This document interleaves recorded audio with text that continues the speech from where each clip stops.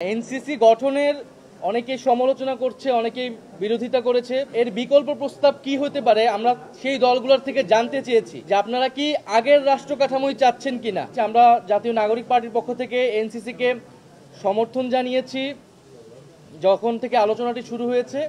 তবে এর গঠন প্রক্রিয়া নিয়ে বা এর ফরমেশন নিয়ে অনেকগুলো দলেরই কিছুটা ভিন্নতা আছে এবং সেই জায়গায় আমরাও আমাদের কিছু ভিন্ন প্রস্তাব আছে, কিন্তু নীতিগত জায়গায় এখানে অনেকগুলো দল জাতীয় নাগরিক পার্টি সহ তারা এনসিসির পক্ষে অবস্থান নিয়েছে।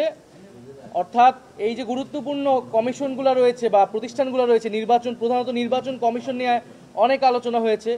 কারণ বিগত সময়ে আমাদের অভিজ্ঞতা আমরা জানি এই নির্বাচন কমিশন বা এই ধরনের গুরুত্বপূর্ণ প্রতিষ্ঠানকে কিভাবে দলীয়করণ করা হয়েছে তার নিয়োগের মাধ্যমে।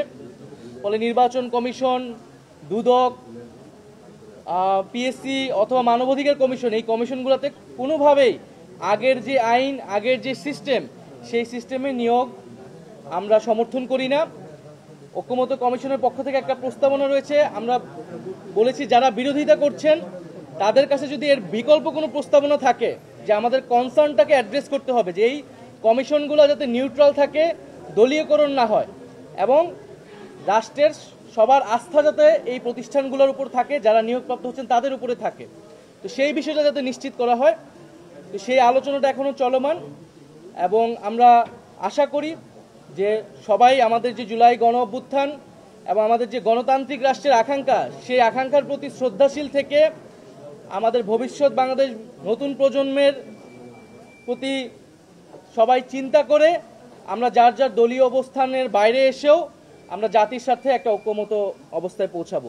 এনসিসি গঠনের অনেকেই সমালোচনা করছে, অনেকেই বিরোধিতা করেছে, কিন্তু এর বিকল্প প্রস্তাব কি হতে পারে আমরা সেই দলগুলোর থেকে জানতে চেয়েছি যে আপনারা কি আগের রাষ্ট্র কাঠামোই চাচ্ছেন কিনা, যে আগের স্বৈরতান্ত্রিক বা আগের যেই দলীয়করণ করা হয়েছে রাষ্ট্রীয় প্রতিষ্ঠানগুলোকে, যার ফলে আসলে আমাদের নির্বাচন ব্যবস্থা ভেঙে পড়েছে।